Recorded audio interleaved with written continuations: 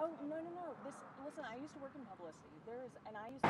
Good morning, I'm Jessica Headley. I'm here with Americans for Prosperity as the Communications Director for California, and we're here for a specific issue that was drawn to our attention. Now, Americans for Prosperity does not endorse any specific candidate, nor do we advocate for any specific candidate who's running for mayor here in San Diego. But there are certain things that we like to emphasize and that we encourage as the organization of AFP. Those vital points are that we encourage entrepreneurialism, we advocate for the clarity and fairness of the judicial system, and that we also like to ensure that there's not an encroachment of the government on individuals' rights. Now, with that said, we're called here this morning for some concerns about mayoral candidate Nathan Fletcher and his lack of showing up to several of the votes that have been very pertinent to the success of San Diego. Not only that, he has not shown up for a large majority of the votes, an abnormal amount.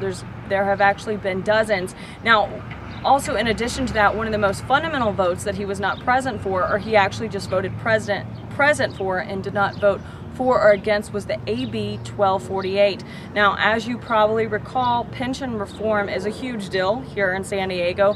It's on the forefront of everyone's minds, and AB 1248 gave Nathan Fletcher an opportunity to really help curtail those some of the problems with pension reform. And although he was present, he did not vote that down. So that caused some concerns for constituents here today who have shown up to voice some of their concerns.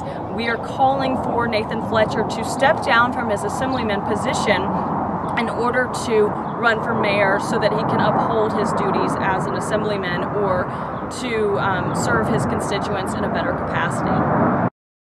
This morning we have someone by the name of Randy Bearholtz, who is also one of those who's familiar with the issues, is one of his very constituents, and wants to talk a little bit about a bridge project that he does not fill or has not seen the Nathan Fletcher follow through with. Now, he's not standalone. He's one of many who voices the same concern. I'd like to bring him up now and maybe just ask him a few questions so that we could kind of address the media.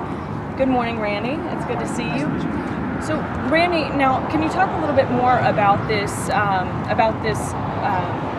bridge project that he had committed to carry through with, and that he hasn't, and maybe your disappointment in not seeing that project carried through? Sure. Let me just say I was a two-time supporter of Nathan's races for the state assembly, and over the last couple of months I've grown very disenchanted with Nathan.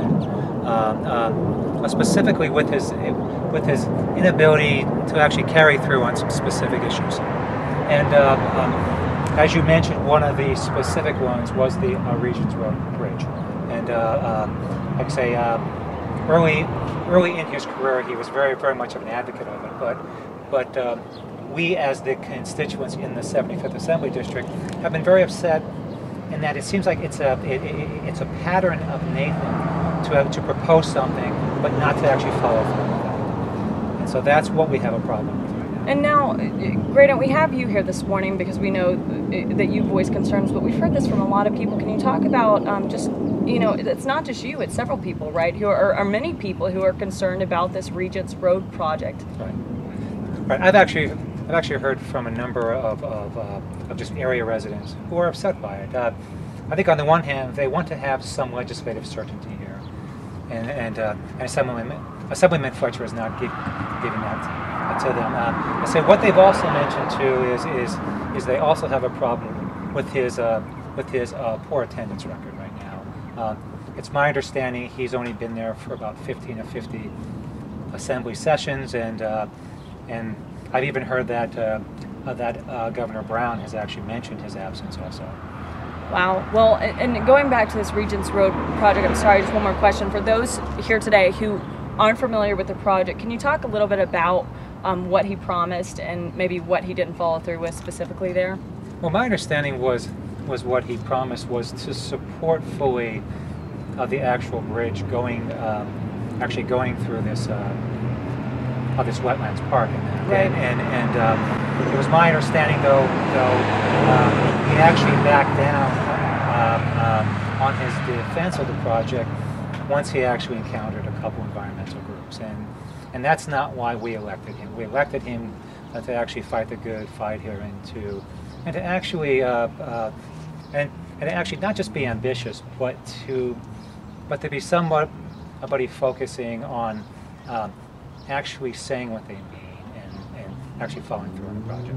Great, Randy. I really appreciate you being here this morning. And again, if you have any other questions about, if anyone has any questions, considering the things that we've discussed this morning, we refer you to the Americans for Prosperity website, as well as encourage each of you to research the different mayoral campaigns.